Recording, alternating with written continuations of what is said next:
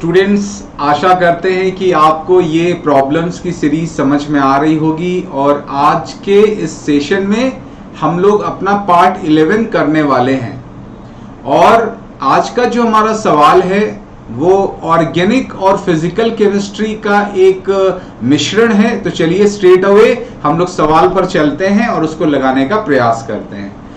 तो स्टूडेंट, हमारा सवाल ये रहा। देखिए, सवाल क्या कह रहा है कि आपके पास एक सबस्ट्रेट है, आप देख सकते हैं बेंजाइल ब्रोमाइड। बेंजाइल ब्रोमाइड का आपने मिथेनॉल में एक सोल्यूशन लिया है और ये एक प्रकार का सॉल्वोलिसिस रिएक्शन है। तो आपने बेंजाइल ब्रोमाइड को मिथेनॉल के साथ रिएक्ट करवाया है और कुछ इंफॉर्मेशन आपको दी है। 0.4 mole of benzyl bromide, RBR हमने उसको लिखा है, बिकम्स 0.3 मोल इन 10 मिनट्स। यानी आपने जो बेंजाइल ब्रोमाइड लिया था 0.4 मोल, वो 10 मिनट के बाद 0.3 मोल में कन्वर्ट हो जाता है। ठीक है, तो आपको बताना है what is the average life time of RBR। तो आपको बेंजाइल ब्रोमाइड का एवरेज लाइफ टाइम बताना है। अब देखिए, इसमें कई बातें हैं जो आपको सोचनी है। रेट लॉ सोचना है, एक्सप्रेशन सोचना है, मैकेनिज्म सोचना है। तो चलिए एक एक चीजों को सिंपल वर्ड्स में समझते हैं।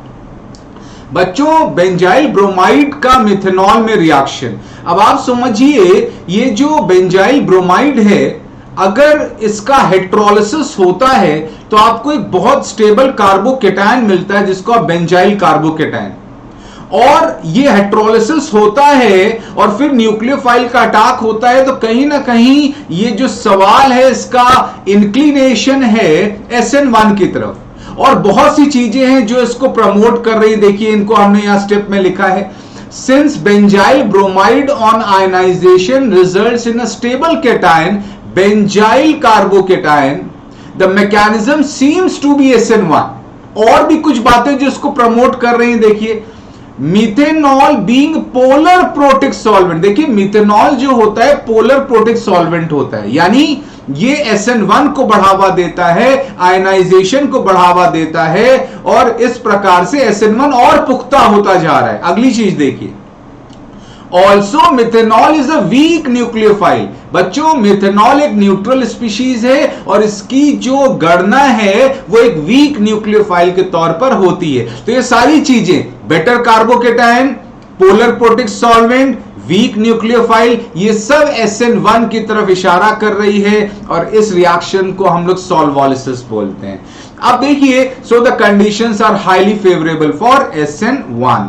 अब बच्चों, SN1 का मैकेनिज्म थोड़ा सा देखते हैं। तो वहां पर क्या होता है, बेंजाइल ब्रोमाइड का पहला जो स्टेप होता है वो रिवर्सिबल प्रोसेस होता है, जहां पर हेट्रोलिसिस होती है, ये बॉन्ड ब्रेक होता है, Br लीविंग ग्रुप की तरह बाहर जाता है और आपको बेंजाइल कार्बोकेटायन एक स्टेबल केटायन के रूप में मिलता है। ये स्लो स्टेप होता है, रेट डिटरमाइनिंग होता है।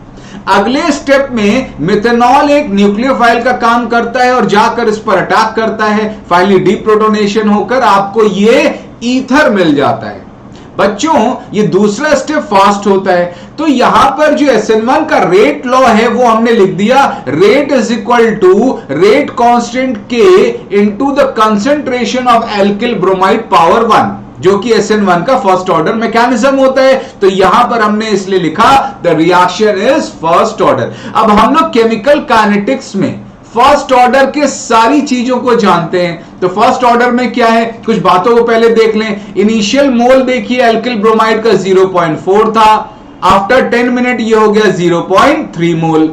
और बच्चों, फर्स्ट ऑर्डर का जो हम लोग एक्सप्रेशन लिखते हैं वो क्या होता है, rate constant K is equal to 2.303 होता है, हमने 2.3 ले लिया, upon T log base 10, concentration initial upon after time T। तो कंसंट्रेशन की जगह मोल ले लीजिए क्योंकि वॉल्यूम तो कैंसिल आउट हो जाएगा।